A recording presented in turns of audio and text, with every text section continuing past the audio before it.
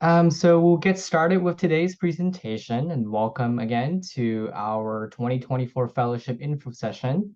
This is our first of the three, so if you have a friend that cannot attend today's session, please direct them to our website later on to sign up for another info session or receive a recording of this presentation. So a little bit about Coding It Forward. We are a nonprofit for early career technologists, creating new pathways into public interest technology. And here with us today is our executive director and co-founder, Rachel. And our colleague Ariana is not on here today. And my name is Yu Young. I am the current program manager for Coding It Forward. So a bit about today's info session and information that we'll cover today. So we'll go through some of the basics of the fellowship, some overview and logistics for the program, going through some of the programming opportunities that you will be able to participate as a fellow, including professional events as well as other community building events. We'll share a bit more about the alumni experience once you join our program and graduate. And also sharing a bit about where our alumni is now. We'll go through a bit about the application process with the timeline, the process, as well as different criteria for review. And we'll close out today's info session with a Q&A with our alumni panelists, where you'll be able to ask questions directly with some of our alums. So I'll hand it off to Rachel to kick us off. Great. So I'm just going to quickly share an overview of our programs, and then like Yu Young mentioned, we'll dive into more specifics later on in today's presentation. So for those of you unfamiliar, the Coding It Forward Fellowship is a paid 10-week internship program which empowers early career technologists to innovate in governments at all levels, local, state, and federal across the country. You all on the call might previously know this program as the Civic Digital Fellowship or the Civic Innovation Corps. A few months ago, our team at Coding It Forward made the announcement that we were unifying the two brands under one umbrella, the Coding It Forward Fellowship. So if you're looking for the Civic Digital Fellowship or the Civic Innovation Corps, you're in the right place. It's just now known as the Coding It Forward Fellowship. We work with a variety of partners across federal, state, and local government. The partners you might see on your screen right now are some of our past partners, and we are still in the process of finalizing our list for next summer, which will be available to you later on in our application process. We hire fellows across 5 key areas of practice. You might notice one new one this year, which is cybersecurity. We are very excited to offer our first ever cybersecurity fellowship this year, but we also hire across data, design, product, and software roles. The bullet points just represent the different sub areas that we hire in. So if you're looking, for example, a back-end engineering role, or specifically data science instead of data analytics, we really try and parse out our projects to be as specific as possible. We also know a lot of folks are curious about the types of work that our fellows do. And so these are just 3 examples that our fellows have worked on over the years with both federal and local government agencies, everything from analyzing and understanding how the government is using AI, which we know is a really important topic now more than ever, from figuring out how a city was going to disperse millions of dollars in funding from the American Rescue Plan in an equitable way, to creating new user experiences for government websites that are visited by millions of people on an annual basis. So the impact that you can have in government and in this fellowship is enormous. It's a really big opportunity to get deep in the weeds on extremely important work throughout the summer. And Yu Young's gonna walk us through kind of the logistics about how the program works. Great. So our fellowship program is a 10-week program, and it will run through June 10th through August 16th. And these dates are set, and they are non-negotiable. The hours per week, you're expected to work 40 hours per week during the standard business hours. Time zone differences are taken into account directly with your supervisors, so we are fully remote. And there might be a potential for in-person roles available. It depends on the needs of our host office partners as well as other constraints, but our roles are going to be primarily remote in the United States. And in terms of who are eligible to apply to our programs, you should have a US work authorization, either as a US citizen, a permanent resident, or an international student with an F1 visa who's eligible for CPT and OPT opportunities. In terms of educational background, we invite those of you who have a degree program that's either associate, bachelor's, master's, professional, and doctoral degree, or those of you who are from a boot camp or certificate program that has a minimum length of 3 months or 12 weeks, and it's an instructor-led live instruction program.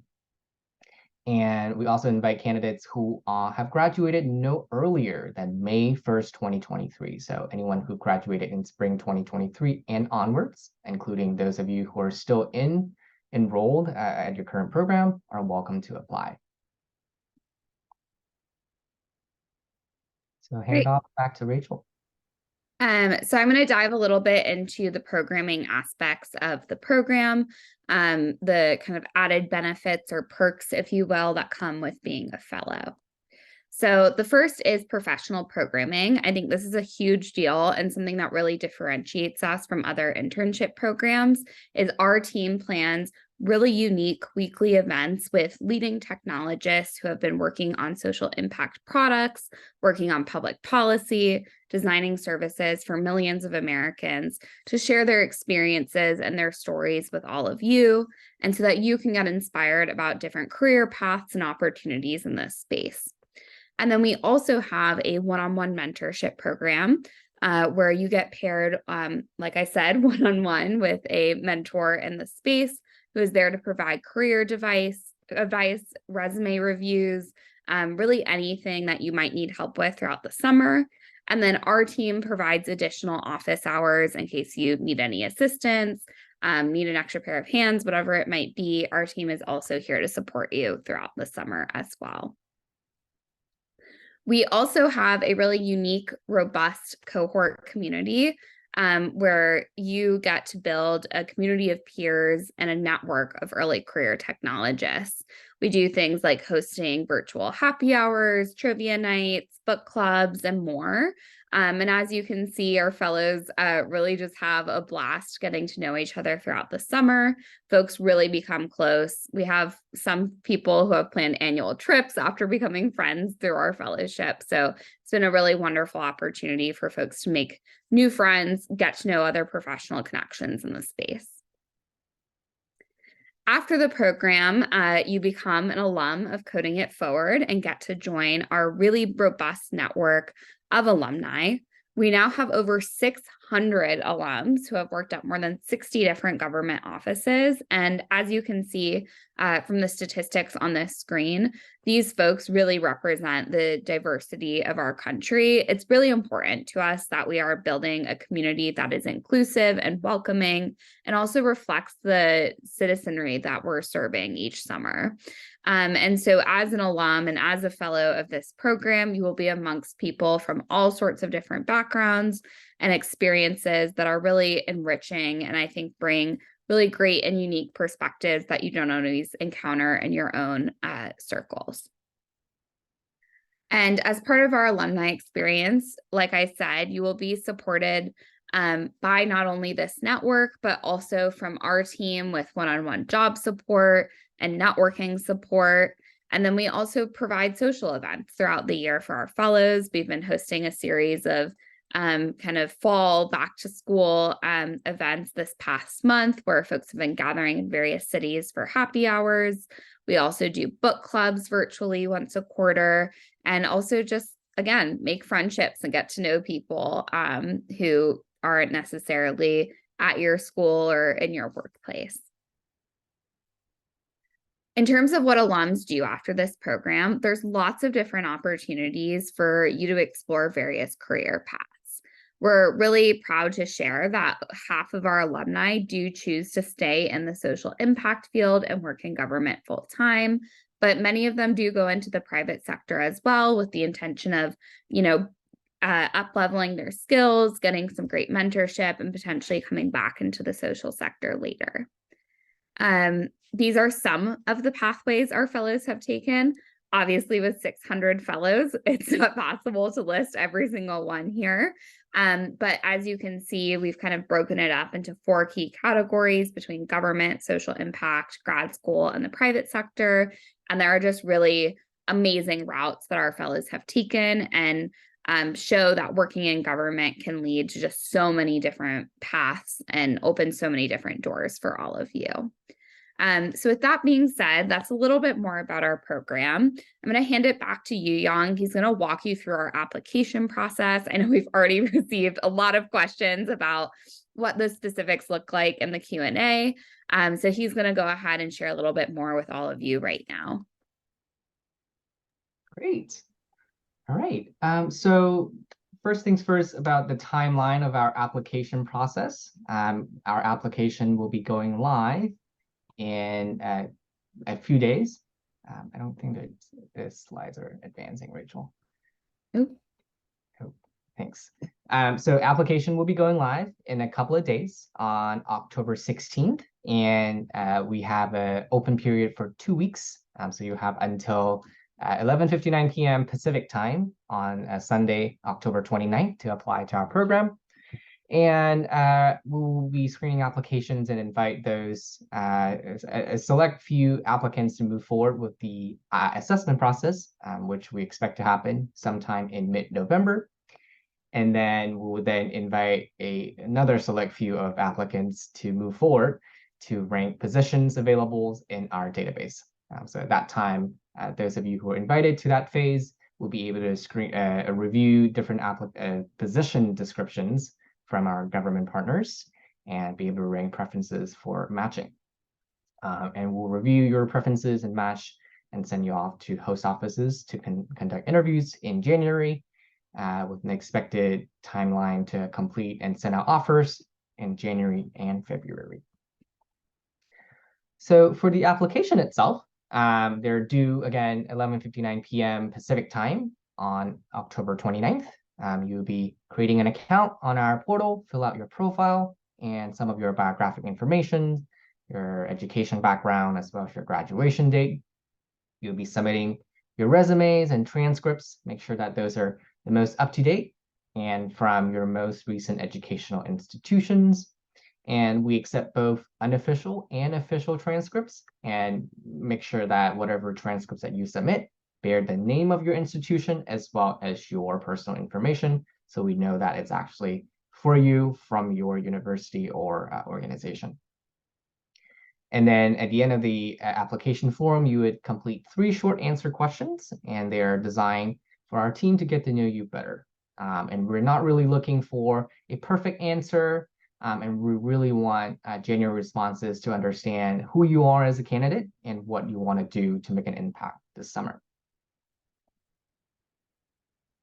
And in terms of things that we're looking for in a candidate and quantities that would make you as an applicant stand out, we want to look for the technical expertise and problem-solving skills that you can bring this summer.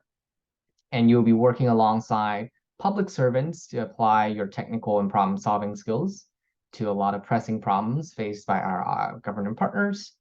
And you have an understanding that there isn't always a clear path from point A to point B, and you are eager to find ways to forge a new path that might not yet have existed. You are committed to making a difference, and you will be tackling a lot of high-impact work at your host office, and you'll be building products and services on behalf of the American people. So these examples include machine learning models, UX overhauls, and a lot of our past fellow projects, as Rachel had shared earlier, have a huge impact that save millions of dollars and cut years from production timelines. And we also want you to be a creative and collaborative leader. And our government started as an experiment a long time ago, and it's still changing hundreds of years later. So your contribution will be really a piece of the puzzle, but it's going to be part of a continuous effort to build an equitable and effective government for all. And in terms of the review criteria, when we receive your application and things that we look for, we definitely want to look for your technical abilities and make sure that you are able to demonstrate those abilities, right? Don't just name drop a bunch of tools and softwares. We want to actually see those examples through your portfolio, through your GitHub or other project examples, and making sure that you demonstrate those abilities through experiences and coursework. And you'll also be able to indicate some of your top skills on your application. One caveat here, and we don't recommend anyone who doesn't yet have any experience, especially external to your coursework, don't have project experience or other examples to apply for our fellowship, as this is rather technically demanding. We also look for adaptability. You should be someone that is comfortable in navigating ambiguity, you enjoy problem solving, and you have a way to work with a variety of people. And these are demonstrated through some of your examples and answers. Some of the things that are less important that we do not look too much into on our review process. We don't really care too much about the prestige of your education institution, not too much about your grades or your GPA, and we do not also consider your high school accomplishments. And we've got some of our resources to help you get started and learn more about our application process and our program. I definitely encourage you to check out our blog to read more about some of our past stories from our alums, some AMAs from our past alums as well. Check out our social media on Twitter or X, our LinkedIn, GitHub. We have a GitHub that contains presentations from our past fellows in the previous summers. So if you want more examples of different projects that our fellows have worked on, definitely check out our GitHub repository. We encourage you to also subscribe to our newsletter to receive additional updates throughout the year, and sign up for an office hour using the information here. There's a link. We'll share out the slides later on. But this is also on the fellowship website under the events tab. You'll be able to see the dates and times for office hours if you have any issues or questions during the application phase. And now we will actually invite our alums. So I'll hand it off back to Rachel. Awesome. Yeah, I'm going to invite our alums to come back on video. We have a really wonderful panel of folks for you all today. I am just reading through the Q&A and I'm seeing a lot of repetitive questions. So if y'all don't mind, please just upvote questions if you have a similar question as someone else. That way our team knows what to kind of prioritize. It would make it a little bit easier for us to get through.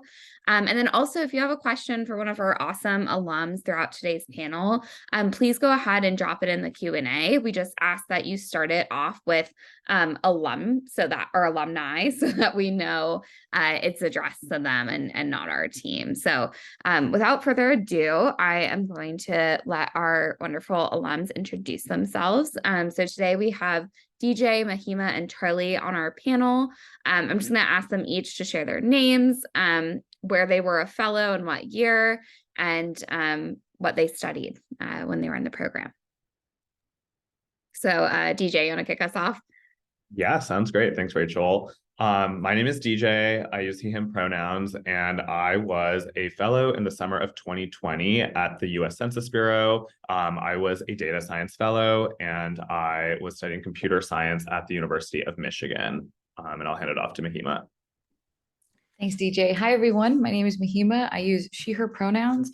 In the summer of 2022, I was a product management fellow at the city of Charlotte, North Carolina, specifically in their innovation and technology department. And at the University of Southern California, I studied industrial and systems engineering. Over to you, Charlie.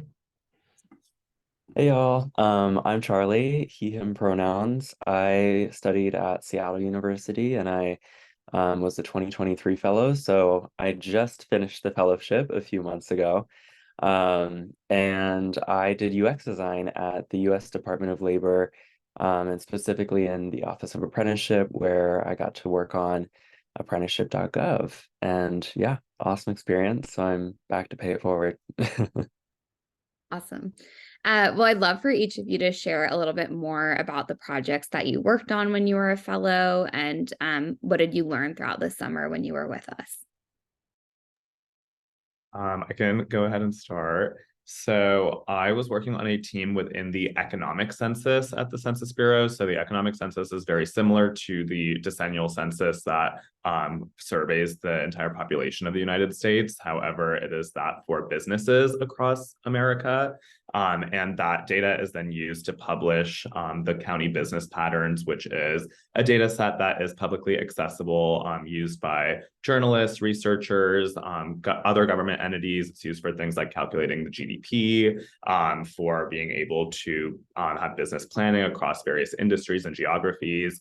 And that data set did not include the revenue from all of the different businesses that were surveyed across that survey of the economic census. So my project was to be able to combine various data sources such as IRS tax receipts and payroll data and employment data from all of the different like businesses across the United States, and take those 7 million establishments and basically impute and predict what their annual revenue would be at an establishment level, and then be able to pipe all of that into the county business patterns so that we can make that publicly accessible to anybody who uses that data set. Well, I can go next. The city of Charlotte, when I joined the summer, was really focused on bridging gaps in the digital inequities. And so the city of Charlotte actually has a community app called CLT Plus. And I helped to work on building a new feature for finding public Wi-Fi in Charlotte. They just gotten a grant and they started building. And it was really cool. I work in the private sector now, but what was really cool about working with the government was thinking about different user personas and making sure that everybody's included in your solutions. When you work in the private sector, you have very specific market targets, but when you're working with the government, it's important that everyone is included in a solution. And I think that was the best part, because it reminds you to think about people outside of your own perspective, but you get to learn more about the communities. And I think that was the most valuable part of the fellowship for me.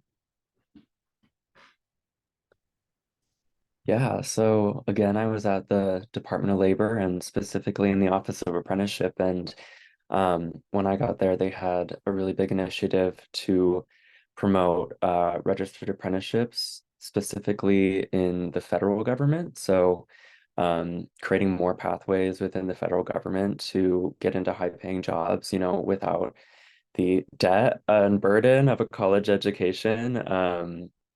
Which isn't accessible to everyone in the country. So it was a really interesting process, because I came in and they knew they needed UX design, but I'm not sure they knew exactly what they needed. So it was really interesting to be the kind of UX expert for the summer, because as you'll find, a lot of these departments maybe don't have a specific UX person on or a specific data person on, so you might be the subject matter expert, which can feel really empowering. So I got to expand the scope of what they're expecting from one little buried web page to two much bigger web pages, and then also working on our apprenticeship job finder, which impacts 2 million users. And I think that was something I learned, was that you really have to assess the entire user journey when you look at something like this, or entire customer experience journey, as you'll hear a lot in the government. And that might expand your scope beyond what you're expecting, but I think it's really important to look for that, to make sure you're addressing what the real problem is. So yeah. Awesome. Thank you each for sharing a little bit more. I'm curious, because I know all of you have a variety of different backgrounds, experiences, coming from research, private sector, working on student startups, all sorts of really cool stuff. What do you think stood out to you about this opportunity, and what made you want to pursue working in government versus taking a different internship? I can go first. I was really looking for something that was impactful in a way that I didn't really find out of other internships I had previously. Like I liked that work and I liked being busy and I liked getting paid, but I didn't really feel like I was impacting a community at large. And I think especially I was a fellow during the pandemic, and I think I really just wanted to put my education to good use. And this was a really great way to do it, especially because the level of access you get to people in the government is really cool. I got to meet a lot of wonderful people who I'm still in touch with today. And I think what appealed to me the most about it was the access to this kind of impactful work, but also the community that I had the opportunity to build.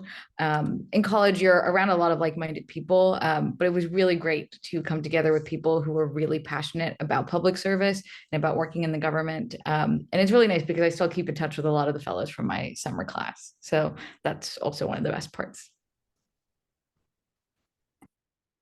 Yeah, I'll say that I really wanted to be in the tech for good space, and I'm in Seattle, so obviously we have like Amazon here and Microsoft and stuff. And I was like, well, I could optimize a Microsoft warehouse for the summer, or I mean Amazon warehouse. And I'm like, that doesn't really sound as fulfilling as doing something that would impact real people and how they can advance their career and take a different path. And so this really called to me in wanting to be in the tech for good space. And I think it's a really amazing opportunity to also be matched with what might work really well for you. So you apply to Coding It Forward in general, but then you get matched to an office and you get to look through all the different job descriptions of a lot of different opportunities once you get to that stage.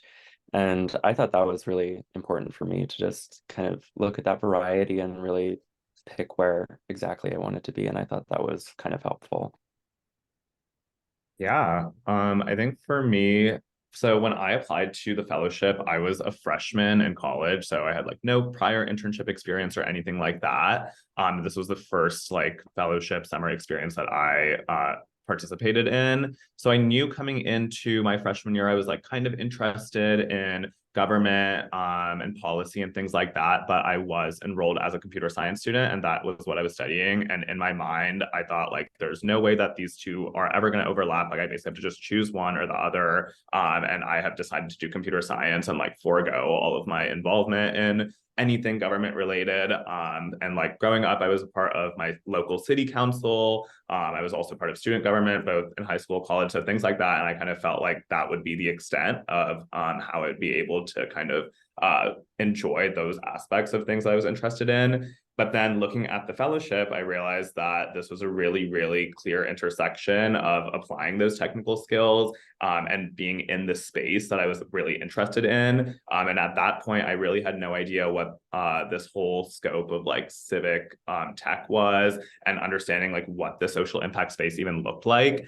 So I think by entering in the fellowship, I was just able to get a way clearer picture of the opportunities that exist for civic tech, and just in general, like feeling like I was able to bring these two passions together and have something like very interesting and tangible that I can point back to. I mean, even now that I graduated from college, I have my full-time job, things like that. I would still say that the fellowship was probably the like most impactful work experience that I've ever participated in. So.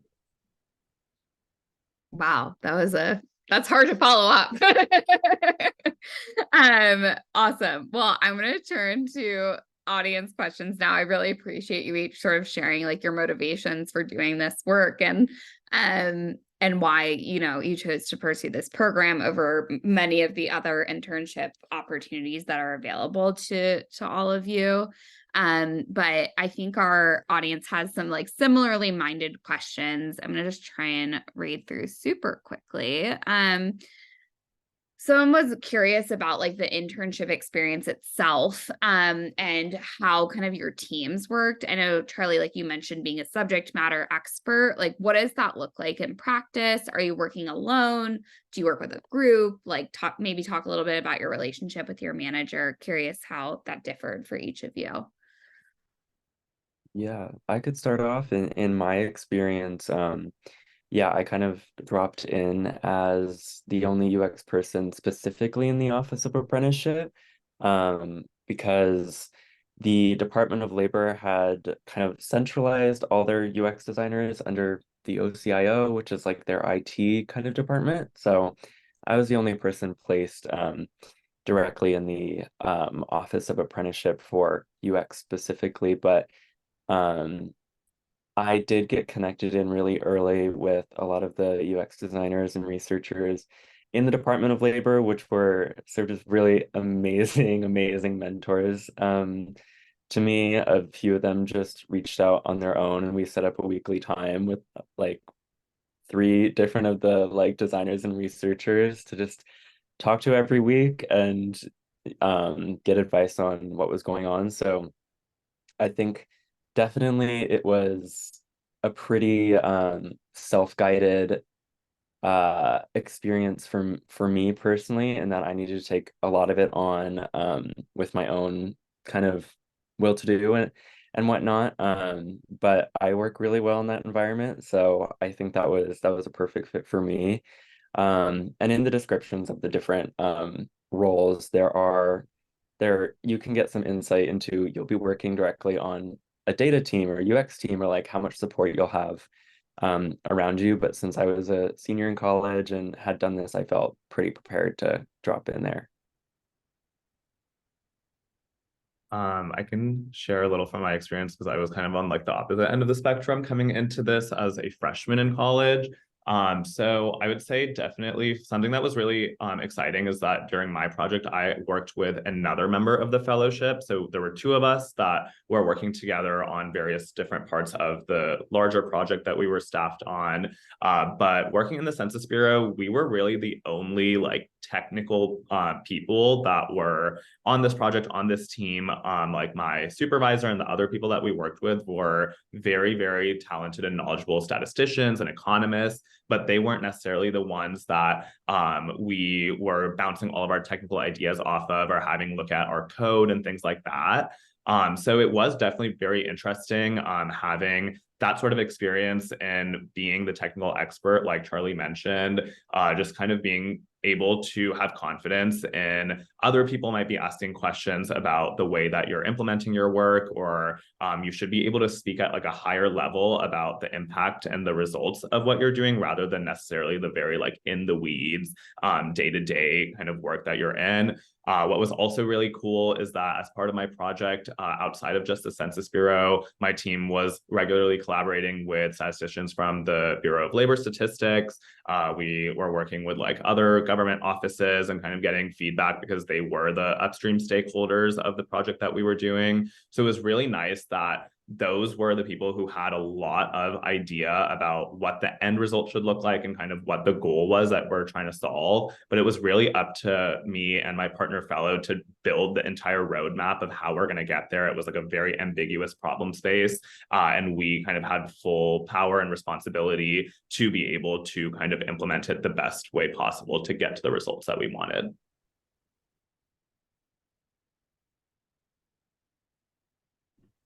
I had a really similar experience to Charlie since I just graduated college at that point. And I'd come into a team who was really looking for someone who had product management experience and knowledge. And so I worked really closely with my supervisor in the sense that we had weekly calls, and whenever I really needed that context for the work, we were able to set up calls. But I did a lot of work independently, and I was also lucky enough to have another fellow on my team. And I think that was also part of probably the best part of the fellowship. It was just having regular calls with them to talk about the work we were doing and also to share in our confusion at times. And so it was really nice to have someone else throughout the fellowship to rely on, and who was in a really similar position. Cool. Thank you each for sharing a little bit more about kind of the workplace experience and how you all navigated being on various types of teams. I think there's one more question I want to ask you all, and then want to be mindful of our time since I know Young's typing furiously to answer a lot of the Q&A, but I want to make sure we have some time to do so live as well. The last question is just about our alumni network. Obviously, y'all kind of represent everything from someone who's been in our network for a few years now to someone who just joined us a few months ago. And I'm curious about your experience as alums. Have you made connections or friends with other folks? What do you think has been kind of the most useful part of like being part of our network, or what have you enjoyed about being an alum so far? I really love the community. What's really funny is there's somebody I'm in a program at my current company, and someone who graduated from the program had also done the fellowship beforehand. And so we met before I started work, and it was really cool to just have like that foundational connection. And even like this weekend, there's an event happening with all the alum in the Bay Area, which I'm really looking forward to. But I think the best part of it was being able to talk to a lot of people who are in similar positions as me, in the sense that I work in the private sector currently, but eventually I hope to make that transition back into civic tech. And so it's really nice to have a bunch of alum who've been through that position and get to talk to them and just try to map out next steps. But it's just really comforting to know that other people have been in that position and have successfully made that move. And so I think the best part of the community is just being able to rely on other people and learn from other people's experiences, especially because everyone in the community is always really willing to help. I can always shoot like a quick LinkedIn message being like, I was a fellow too. And then I always get a response, and that's really nice, because I know LinkedIn cold outreach is not always the most successful. But I just really like knowing that there's a big community of like-minded people out there who are willing to help no matter what. And that's also one of the reasons that I always try to pay it forward with the community, because it's done a lot for me.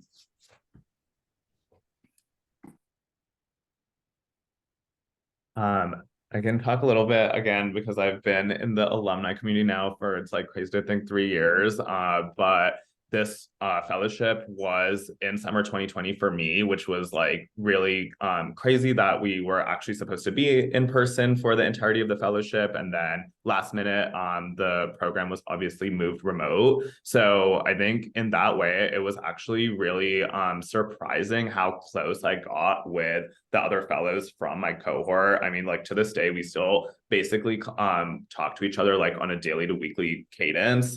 We have like a whole group chat and everything. It's really fun. So it's nice. I think during the fellowship, there's like so many opportunities to meet the other people within your own cohort. So you already get to like form that bond, and like everyone is kind of going through the same sort of thing because everyone's working on their projects and things like that. So you get to form that. And then afterwards, then being a part of the larger network and community, there are so many other events. There's opportunities to kind of like give back to the next generation of fellows and things like that. So I think through that, it's just really helped me kind of like learn so much more about this space, like see even the types of roles and jobs that other people have, kind of like what Mahima was mentioning.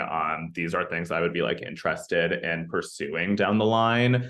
So just being able to like stay connected and like have a very, very accessible space to go outside of like having to just like do all of this research individually, or like having to kind of just start from scratch. That is really, really nice. And kind of everyone is very willing to kind of lend a helping hand and things like that. Yeah, I'll say I'm pretty new to the alumni community, but I have appreciated some things like Rachel and Yu Yang's like open office hours have been great. I went to those, and Rachel tore through my resume, which was really helpful. Hopefully in a good And way. in a great way.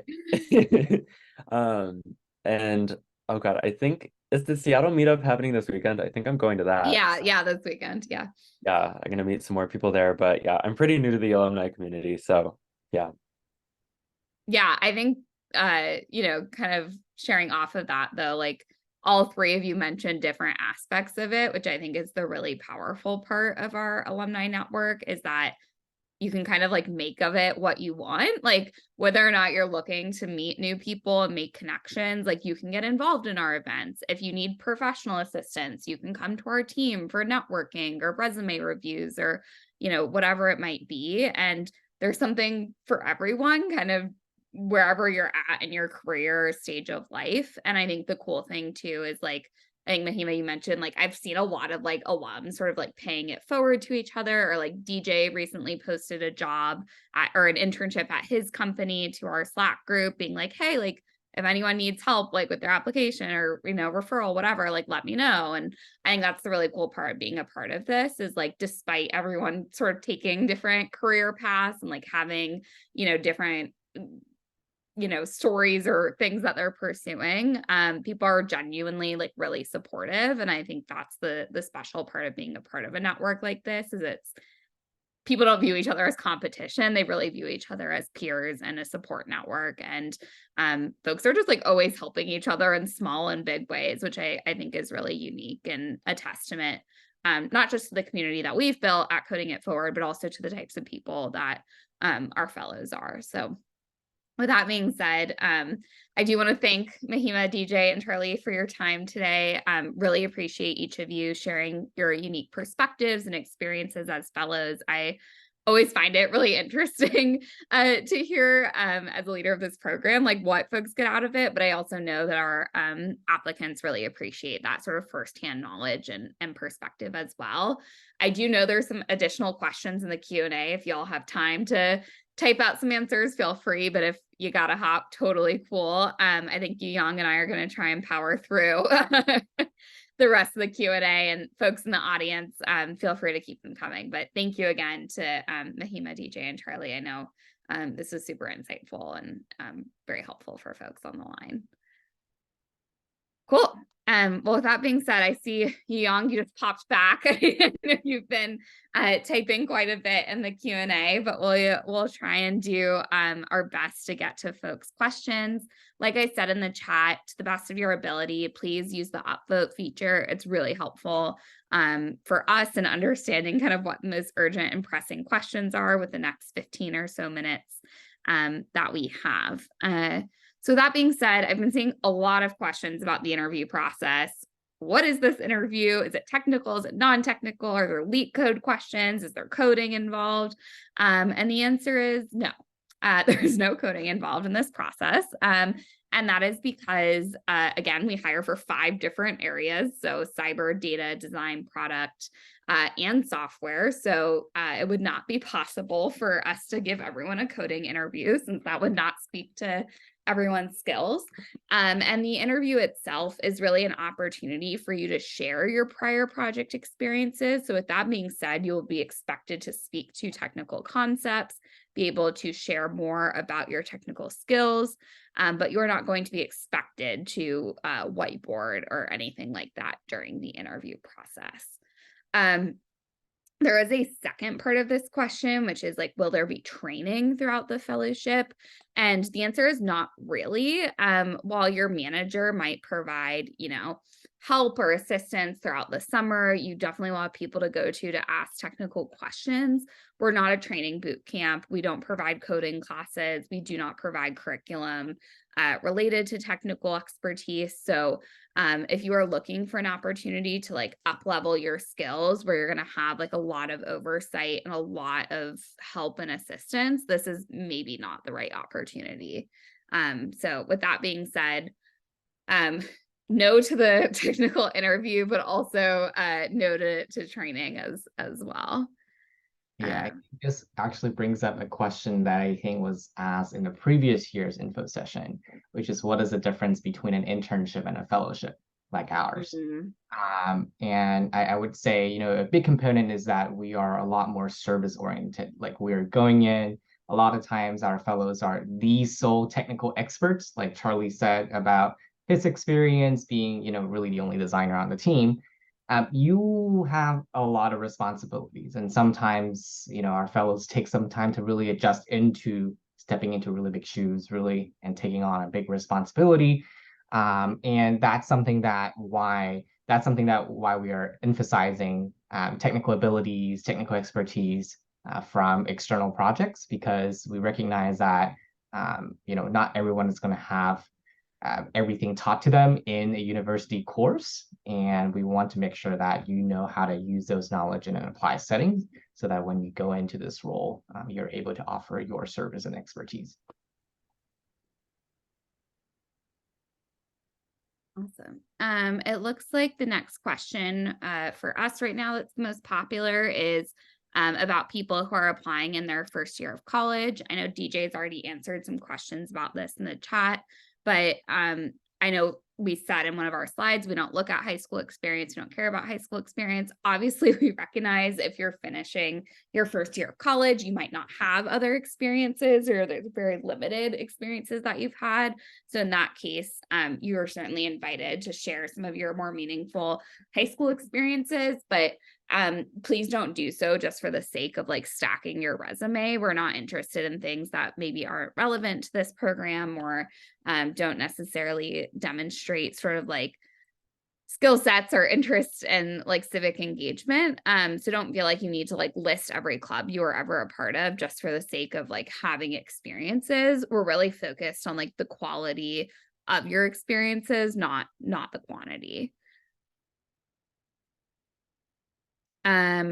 We've also received a few questions about just like, how many people do we accept? How competitive is this program? Is it hard to get into? And I'm not gonna like lie and say, no, this is easy. This is an easy program, because it's not. It is fairly competitive. It depends on the year, how many fellows we've taken. I'd say on average, the last few years, it's been about 100. I'm not really sure what this year's cohort is going to look like just yet, since we are still in the process of finalizing our government partners. With that being said, it is highly competitive. So we've typically had an average acceptance rate of like 5-ish%. I don't want that to scare people off. I will say, like, with any program, you just get people who are applying for the sake of submitting an application. So if you are qualified and you're interested and have a genuine interest in doing this work, please don't be afraid of applying because of hearing that number. I share it because people want to know, but it's not something we lead with, because I don't think it's truly representative of the types of time and investment that our team puts into reviewing applications and really trying to understand how you fit into the bigger picture.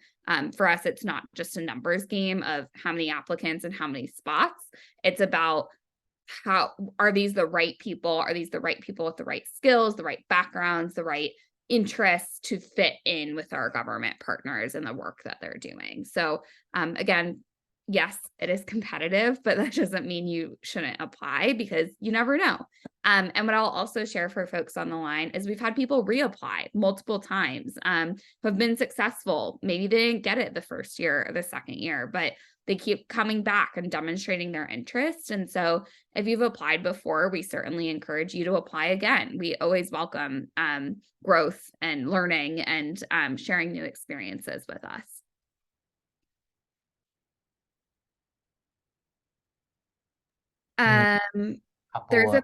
Oh, sorry, go ahead, Yu. There's a couple of questions about the assessment. I can dive in a bit more. The assessment is going to be invite only. So if you were an applicant from last year, you knew that opened right away, but we will be reviewing applications first and then invite a handful of applicants to move forward. And again, there's no coding involved also, and we'll provide more instructions to those who are invited. We're still finalizing what that's going to look like this year, so I can't really share too much about the exact instructions and what it entails. But yeah, so you will receive additional instructions, and it's not going to be something that's timed. You have probably going to be a week to work on it, and it shouldn't take you more than an hour or so. So it's something that you can work on for an extended period of time before submitting. So that's all I would say about the assessment so far. And if you're invited to move forward, you would receive more instructions on the actual prompts, scenarios, and things like that.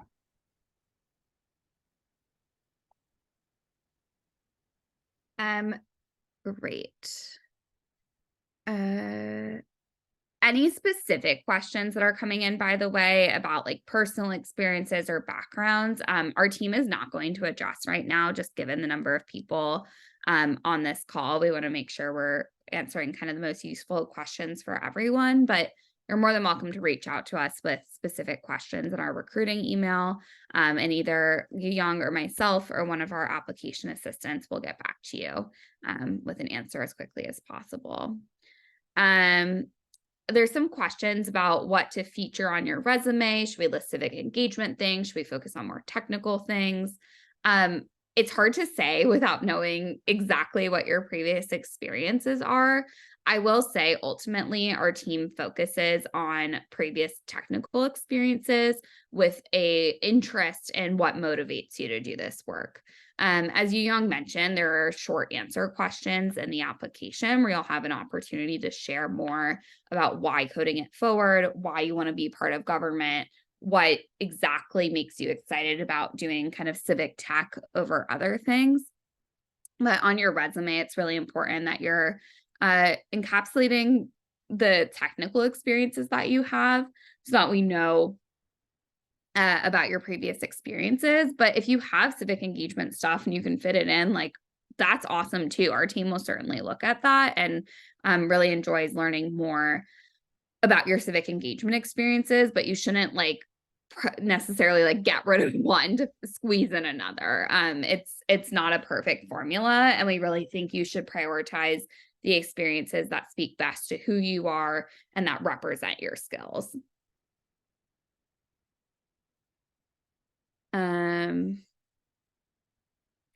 Just trying to clear out some of the questions.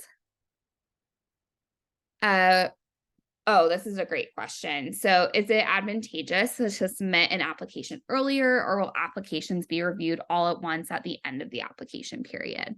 So our team does review on a rolling basis. So the earlier you apply, the earlier we will read your application. However, with that being said, assessment invitations are going to be sent out all at once. So if you apply on the last day, that's fine. But it might just take us a little bit longer to get the assessments out to folks. So to the best of your ability, we recommend applying whenever your application is the strongest, whether that means you're able to prep a strong application in the first few days, or you need to wait until the last minute. But our team always appreciates when folks apply early because, as you can imagine, early career folks like to wait till the last minute. It's a pretty common thing. So we receive the most applications on the last day. So the more we're able to read apps early is always appreciated on our end. Cool. I also saw some questions about like full-time offers and whether or not this leads to full-time jobs. The answer is truly that it depends. Unfortunately, if you're an international student, that is always trickier to get hired in US government, particularly given both citizenship and residency requirements of many government institutions. However, more broadly speaking, we have had several fellows who have stayed in the government space. As I mentioned in our slide earlier, 50% of our alums work in the social impact space. 25% are more specifically in government. So we have a ton of folks working in all levels, local, state, and federal. And it is not uncommon to find a full-time position. And even if it's not in the office you work in, our team will really try and help you network and get in the right door so that you can stay in government if that's something that you feel strongly about.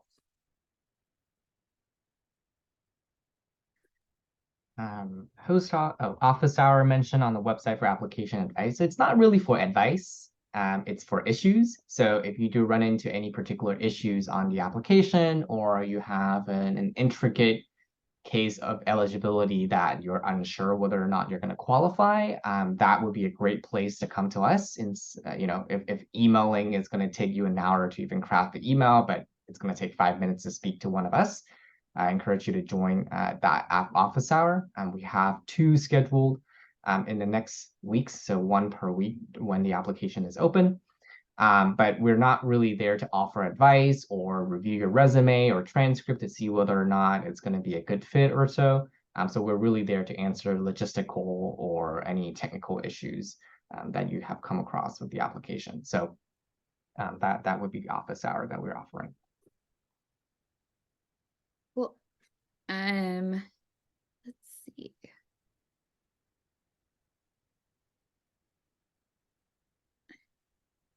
There are some questions about like what to include in a portfolio. What are we looking for in a portfolio?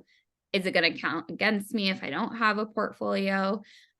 So there is a section in our application. I believe you're allowed to include 3 different links. So It could be to a portfolio, a GitHub, a project, whatever it might be that you want to share with us. What I will say is it's important to remember that we're reviewing a lot of applications and therefore won't have time to dive into things like super deeply. And what I mean by that is if you're submitting a paper, please don't submit a 100-page research paper. It is unfortunately not going to be read, just in full transparency. Someone might read the first few pages of it, but we just don't have the time or the bandwidth to go through really robust examples of your work. So anything that's like short and sweet or technical is always preferred. So whether that's a personal website, a GitHub, again, like a live site where like you have a project that you coded for one of your classes, anything really is preferable. For the design part specifically, design portfolios are really unique. We have two different tracks: graphic design,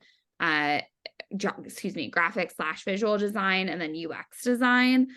So depending on what you're applying to, it'll differ. But I always say, obviously, like visuals are super important when it comes to design. But if you're doing UX design specifically, understanding your process and why you made certain decisions and what motivations or user experiences kind of like informed your decision-making process is always really helpful for our team to see, to ensure you have a strong fundamental understanding of the human-centered design process.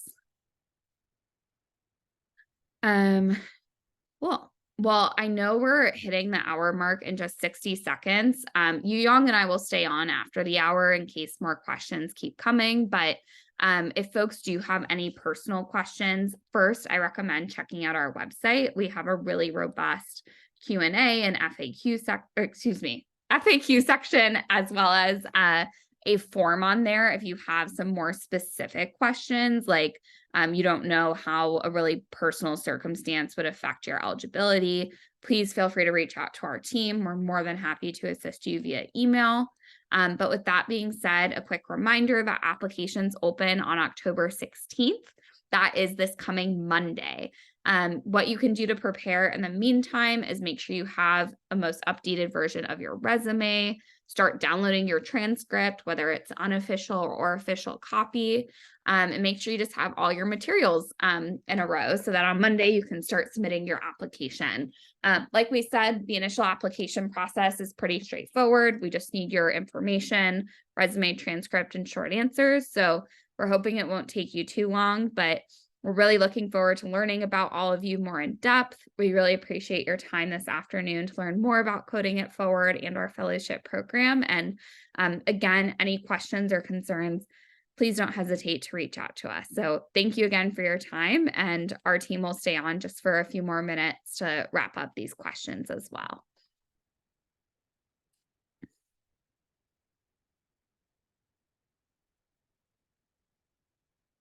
Cool. I do see the top question right now is about me starting Coding It Forward. I'm not going to answer that right now just for the sake of time. If you Google me or Google Coding It Forward, there are a lot of articles, videos. I think there's a few podcasts even about our starting story and how we got this off the ground. So definitely encourage you to check out our website. I think under the About section, we have some featured press that talks a little bit more about our story. So definitely recommend diving in there.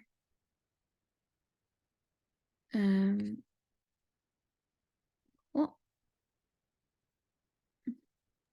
I see Charlie typing the answer for the user UX. I would also just recommend checking out our website under the role descriptions for these different roles. It would, specify the different responsibilities and tasks that you'll be working on, as well as some of the tools and skills that we expect you to bring.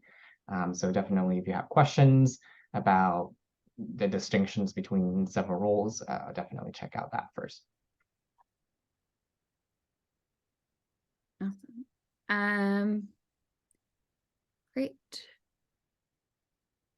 If someone asked about including grades from the current semester, if they're only like halfway there, no, we don't accept unofficial grades. We're really just looking for opportunities to understand your coursework thus far. If your coursework is in progress, that's typically listed on your transcript, but without grades. So we won't evaluate that as strongly.